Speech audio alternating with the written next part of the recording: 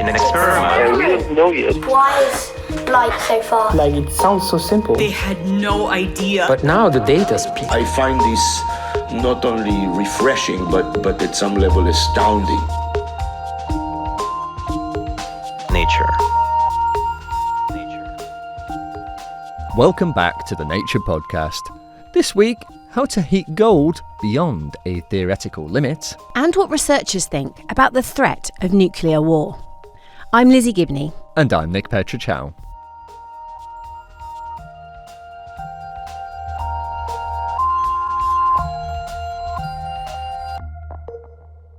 How hot can gold get?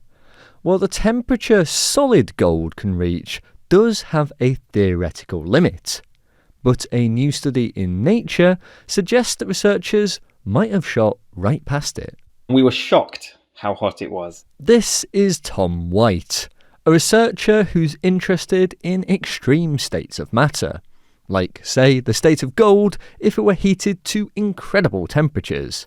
In this case, according to Tom, to 14 times its melting temperature, while remaining a solid. But these extremities, research is pretty difficult, and scientists often struggle with even relatively simple sounding things, like working out how hot something is. In my field, where I create these extreme states of matter, we haven't been able to measure the temperature of these states very accurately, and this has been a long-standing challenge for many decades, measuring the temperature. These states of matter we produce exist for like a nanosecond, a billionth of a second. You can't take a thermometer and stick it in and say, what is the temperature of this material? So Tom and a team of researchers have been developing a way to measure temperatures at the extremes. They landed on using X-rays. In fact, they used a Linear Coherent Light Source, a 3-kilometer long X-ray laser, at the SLAC National Accelerator Laboratory in California, and they used it to deliver a short pulse of X-rays to a material, in this case, some very hot gold. The way this works is by measuring the energy of the X-rays after they hit the material. All the X-rays have the same energy at the start, but they then scatter off the material and their energy gets shifted.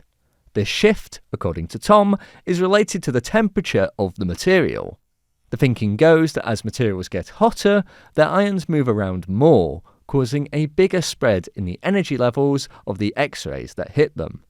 And while the principle is simple enough to physicists, it's very difficult to pull off in practice. Even though it's the brightest X-ray source on the planet, and it produces 10 to the 12, so that's a 1 with 12 zeros after it, it produces that many X-rays.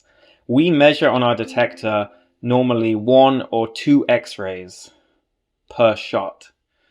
So to get an idea of the temperature, we have to repeat the experiment multiple times at high repetition rate to get an average temperature of all of the shots that we're doing. So it's really pushing the technical limits of what we can achieve nowadays with our, most advanced facilities. The team tried the technique out on gold because it's heavy and so will scatter more X-rays. To see how well the measurement worked, they heated up the gold with a short burst of energy from a laser and then used their X-ray technique to measure the temperature. That's when they saw something surprising. So we saw that we were able to heat this gold foil up to 20,000 Kelvin, 14 times the melt temperature, which is a lot higher than this predicted limit of 3 times the melt temperature. So yeah, this was a total surprise to us. We did not expect to see that. There has long been a predicted limit of how hot something can get before it can no longer remain a solid. Now, materials can go past their melting point and remain solid. This is known as superheating. An example of this you may have experienced is when you heat water in the microwave. Heat it enough and it can remain a liquid even when it's gone well past its boiling point. But then add a spoon or disturb it somehow and it explosively boils. Don't try this one at home. Even this superheating has limits though. In a famous theory published in Nature in 1988, it was suggested that there is a critical point where liquid or solids can no longer remain in their current state. It's dramatically called entropy catastrophe, and it refers to when the disorder, or entropy, in a solid material would meet that of its liquid counterpart. Going beyond that point would break the second law of thermodynamics. For gold, this entropy catastrophe would be at around 3000 Kelvin, or at 3 times its melting temperature.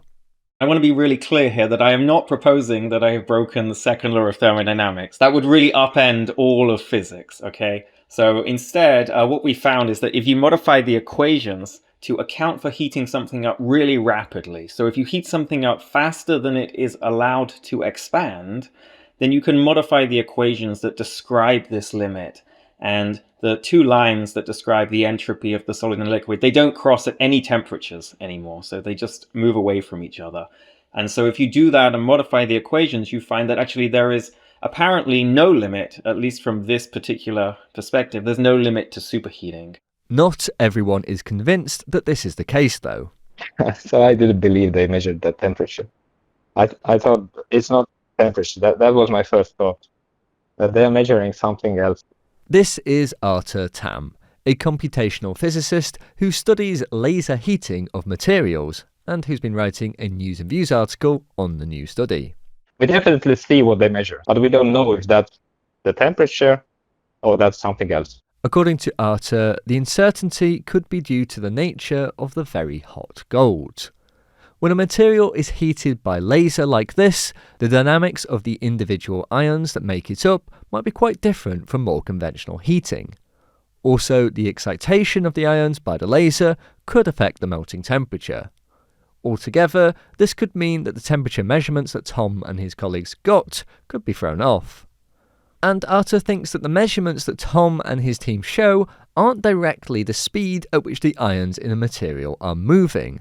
So while they may relate to temperature, they also may not. However, Arthur does think this would be fairly easy to resolve in future studies. We need really good models that would reproduce this sample or this experiment. So the nice thing about this experiment is that this is something that we can exactly model in a computer because it's such a well-defined problem. We have a clean sample, relatively small, so we can reproduce that in our computer. And from the simulation, we can exactly see what is each atom doing. What's the velocities, what are the positions. Tom says he understands Arthur's concerns, but he notes that the specific properties of gold should allow for an accurate measurement of temperature using his X-ray method. Arthur says that this experiment has produced useful data, regardless of what the temperature of the material might actually be. It expands what researchers know about materials when they reach very high temperatures. And Tom also thinks that this research could be useful for the design of materials that need to get really hot. You know, we are designing a lot of interesting reactors and re-entrant spaceships and things like that, where these materials get subjected to extreme amounts of radiation. And so understanding the stability limits of these materials, how hot can they get before they break and things like that is extremely interesting. Studying other materials could also help validate the method used in this study. And in the future, Tom hopes that this work could help us understand what happens in the extreme conditions inside planets. We just did an experiment. We had 6 night shifts. So we were working from 6 p.m. to 6 a.m. for 6 nights in a row. And we were investigating, in this case, the behavior of iron. And one of the differences, instead of these very thin foils, we were using much thicker samples of iron that we were hitting with what's called a long pulse laser. So we were squeezing the iron, not just heating it up, but squeezing it to create high density, high pressure conditions to look for when iron melts at conditions that are found inside planets. So we can more precisely identify the melt temperature of iron inside planets and describe how the interior of planets might behave. So that's where we're sort of taking this diagnostic now in that direction. And it was extremely successful, if not totally exhausting. That was Tom White from the University of Nevada in the US. You also heard from Arthur Tam from the University of Tartu in Estonia. For more on that story, check out the show notes for some links. Coming up, with increasing political polarisation, researchers are warning about the threat of nuclear war. Right now, though, it's the research highlights with Dan Fox. Island life has given the world's largest bats their enormous wingspans. Flying foxes are a group of some 80 bat species found on islands across the Pacific and Indian Oceans. And while they are generally large, some species have a wingspan as small as 0.3 metres. To understand this size diversity, researchers analysed their evolutionary relationships through variations in their genes. They found that island isolation and an evolutionary process known as character displacement were the main factors that led to this divergence in body size. In this process, bat species would have adapted to have different wingspans so they don't end up competing for the same resources. The authors say these results emphasise that natural selection in island environments can produce unique physical traits. Flap over to Proceedings of the Royal Society B to read that research in full. A sugary diet early in life rewires the brains of mice and affects their learning as adults. Excessive sugar consumption is linked to obesity and metabolic disorder in children, but also to alterations in motivation, learning, and other behaviours. To understand the possible neural basis for these changes, researchers fed mice with either a sugary solution or unsweetened water. Compared to the rodents reared on unsweetened water, the sugar-fed mice exhibited altered brain activity and behaviour later in life. Responses to sugar were blunted, learning-related activity emerged more slowly, and connectivity between brain areas was reduced. Both sets of rodents learnt an association between an odour and a guaranteed sugary reward, but when the reward became less predictable, the sugar-reared mice were faster to learn that the rules had changed and quickly give up anticipating a treat on the basis of the odour cue. The researchers suggest that these long-lasting effects in mice highlight the need for further research. Read that paper in Current Biology.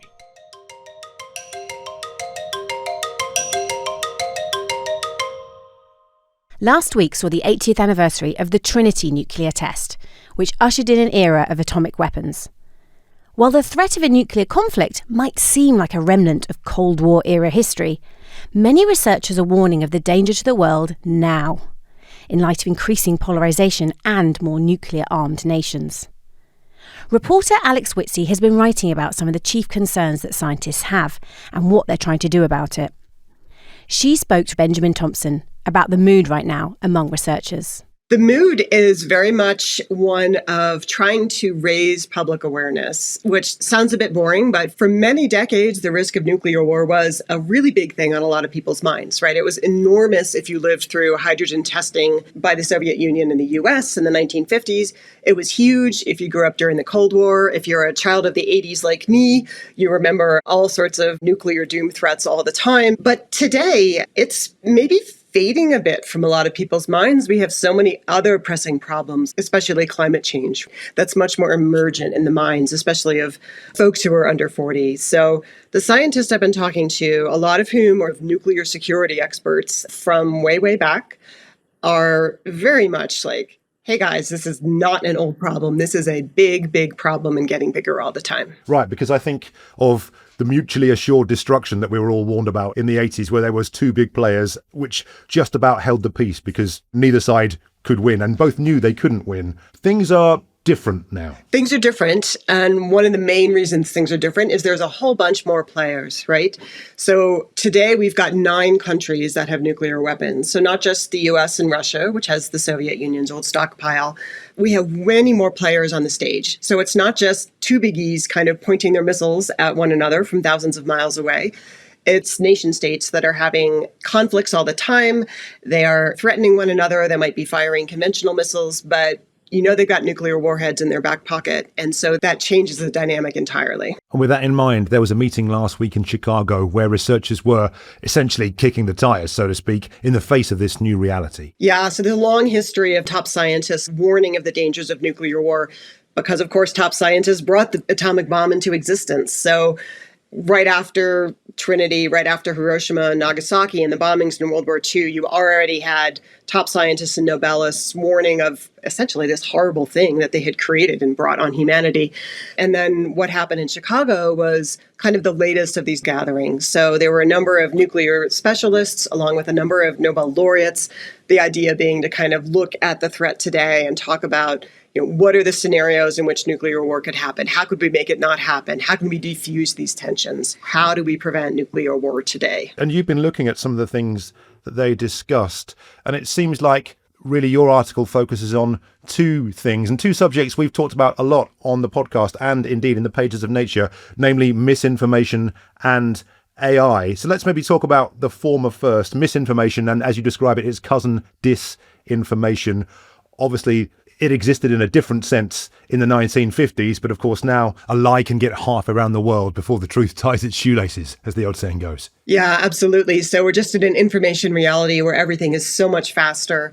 And when you talk about the fog of war, having deep fakes and stuff like that feeding into whether or not your country is going to unleash nuclear weapons on somebody else, it just absolutely sort of feeds that. One of the examples that some of the experts have pointed out was that in May of this year, India and Pakistan had a conventional weapons conflict. But as this was going on, news broadcasters even and social media channels in both countries were kind of flooding the airwaves with deepfake images and manipulated images and just incorrect images taken out of context, all having to do with, oh, look, we're doing great. Here's a military triumph.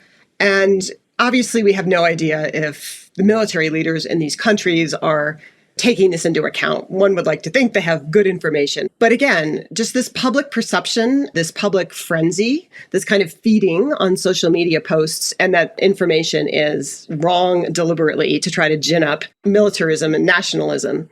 And when you do that and people are firing missiles and they've got nuclear weapons in their back pocket, that's just a whole situation we didn't have 10, 20, 30 years ago at that scale. And let's talk about AI, because in this instance, there are sort of clear examples of where AI is being incorporated into military decision-making, and researchers are concerned about the spread of this. I thought this was fascinating. I didn't know a lot about this area until I started calling around for this story.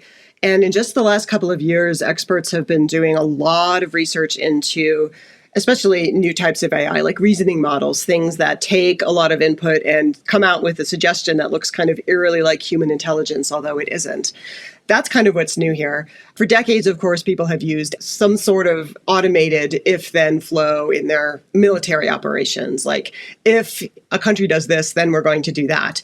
And they use computer systems to speed up that kind of stuff. But now we've got these reasoning models.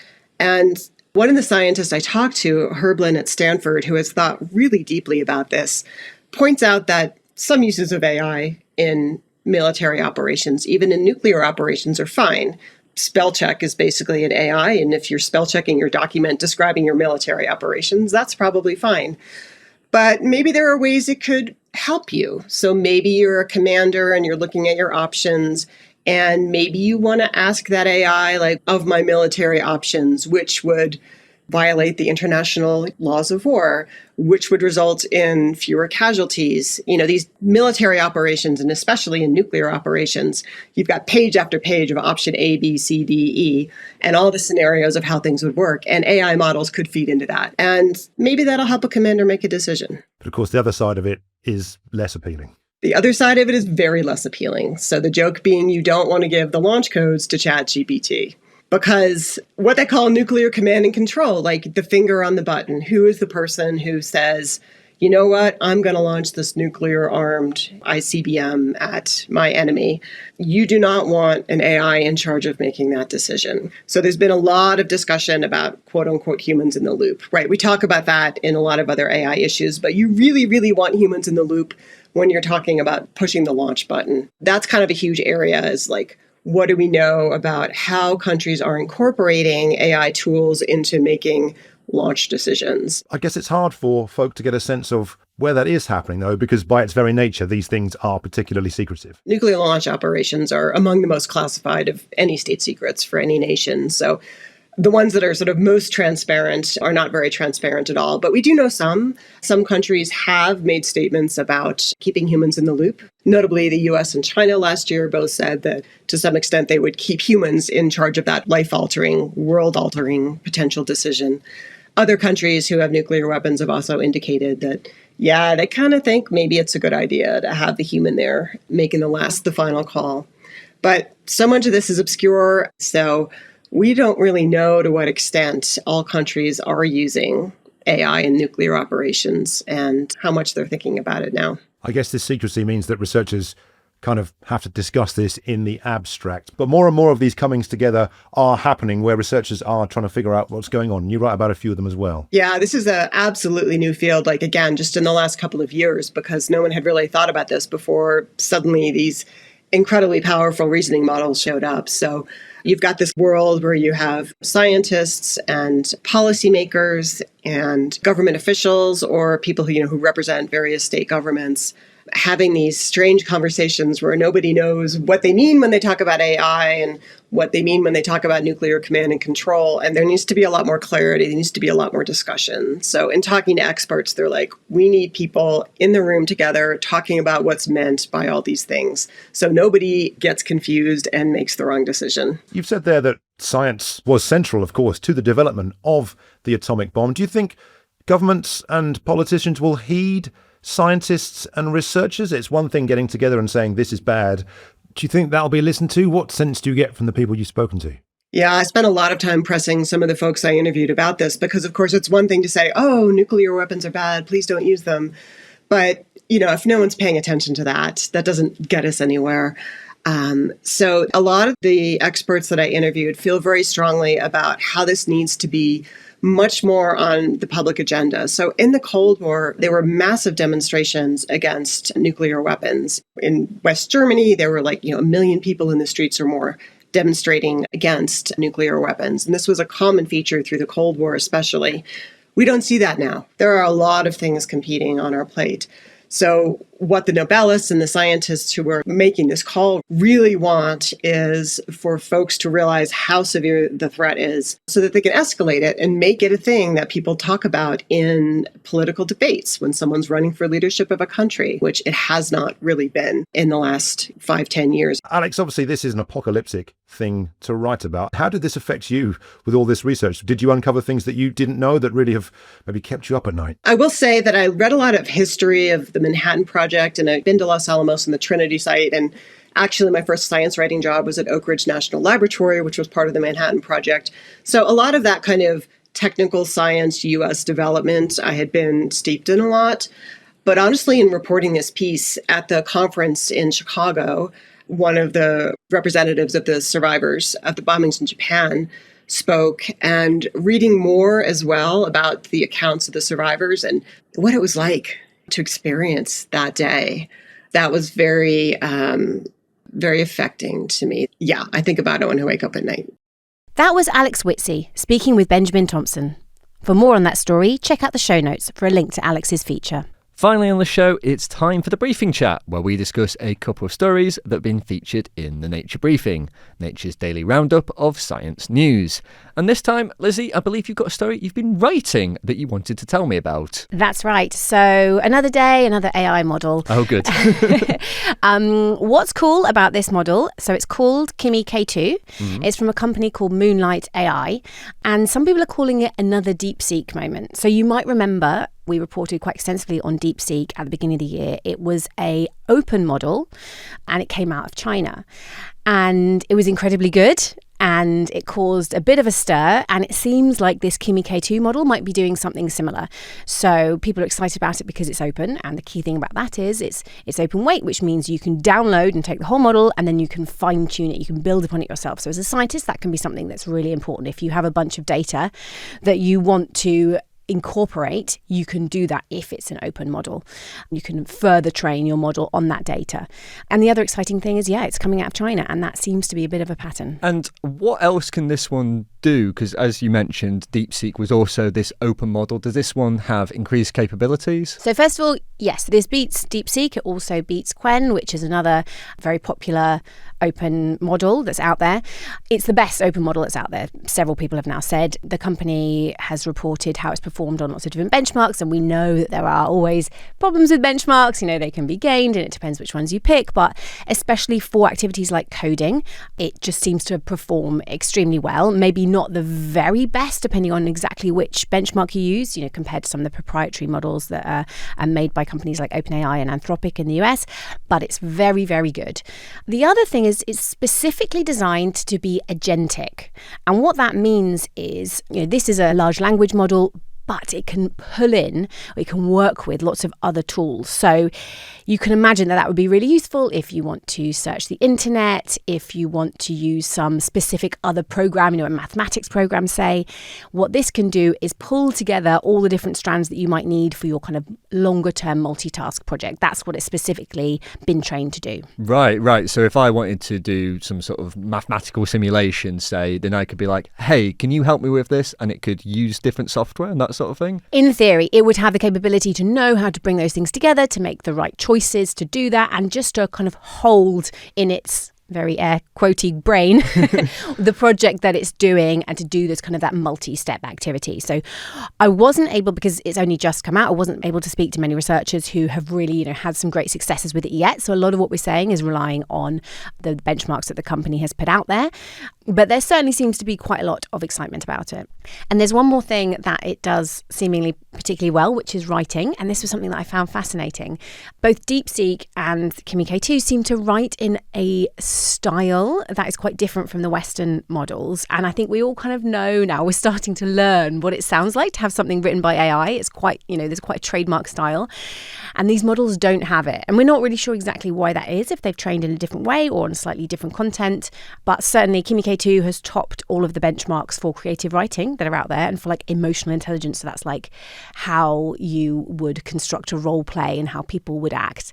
So yeah, that's another little quirk to it. And the other thing that caused a bit of a stir with DeepSeek is it was a model that was made very cheaply. Is this the case for this one as well? That is not very clear. It certainly trained an awful lot, and it is a very large model. It's, I think, 1 trillion parameters, and parameters are these kind of like almost like the weights between the different associations that the model makes.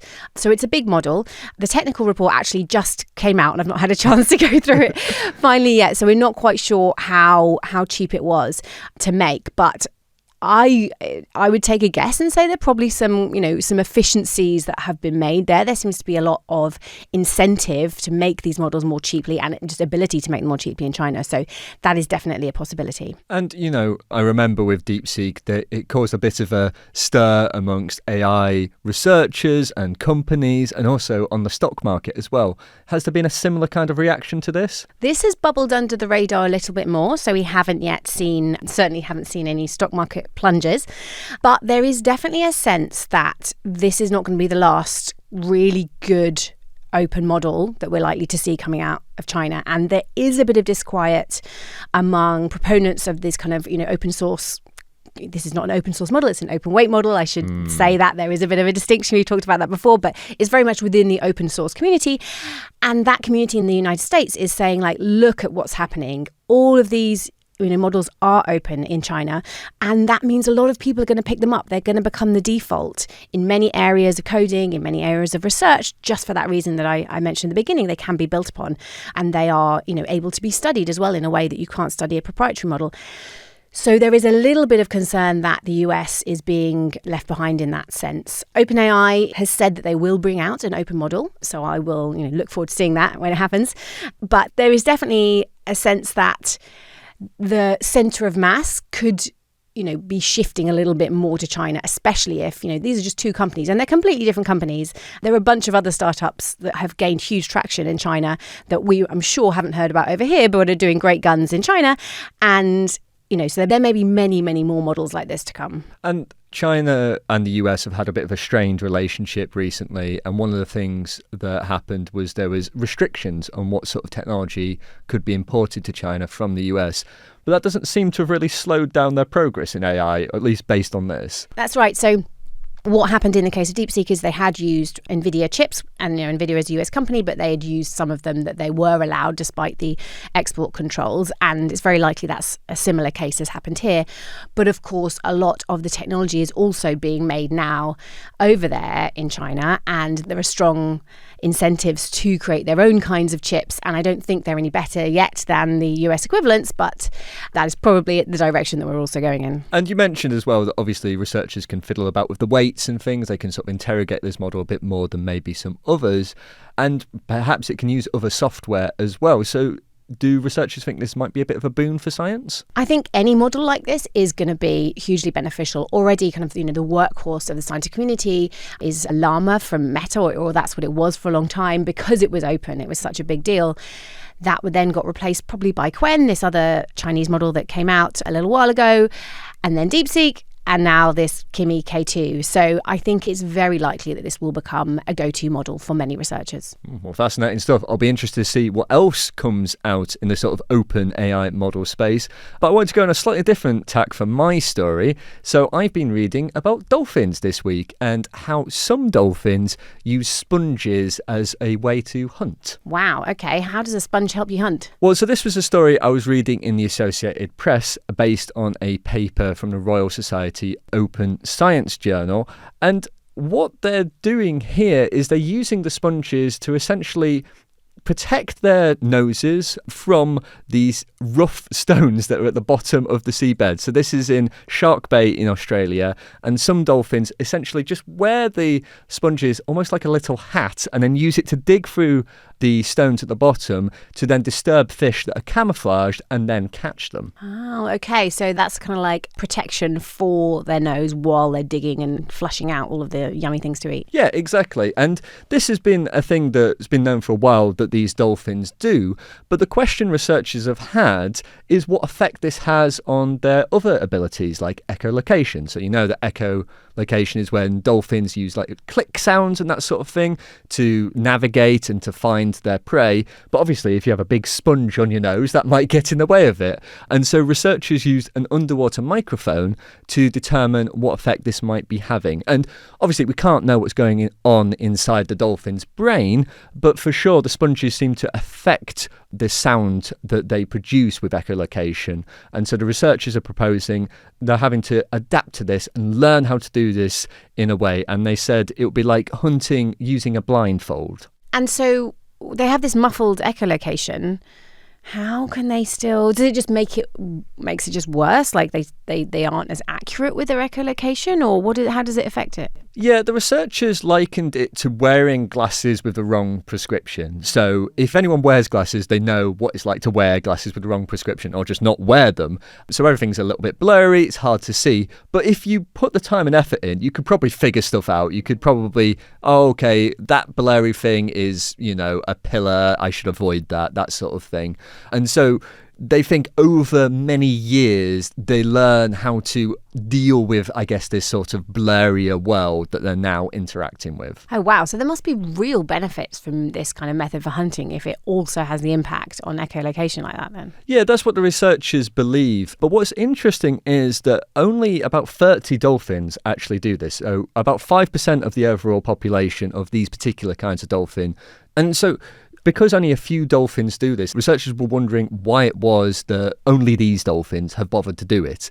And it seems that it's because it takes a very long time to learn. This is essentially muffling their echolocation and, making it much more difficult. As I say, it's almost like hunting with a blindfold for the dolphins. And so they learn from their mothers and they learn over a period of years, and many dolphins don't stick with it as well. They don't bother learning this all the way through. I'm sure Sounds like a PhD. Yeah, exactly. So, it's a really hard skill to learn. So while it may offer benefits, the difficulty of it may have limited it just to this population. But it's an interesting insight into some of the difficulties of how animals learn to use tools. And the kind of social dynamics of being a dolphin, right? That you get these skills can be passed on from the parent to the child, but then even if they seem to have some great advantage when it comes to hunting, you need to learn the whole package, and that's not That takes a long time. It's quite hard to do, so you can't just watch another dolphin do it and then do it yourself.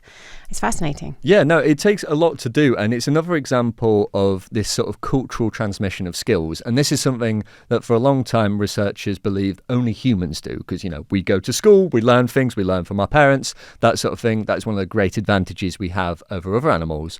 But this is another example of other animals doing it, and it may be quite common in the animal kingdom.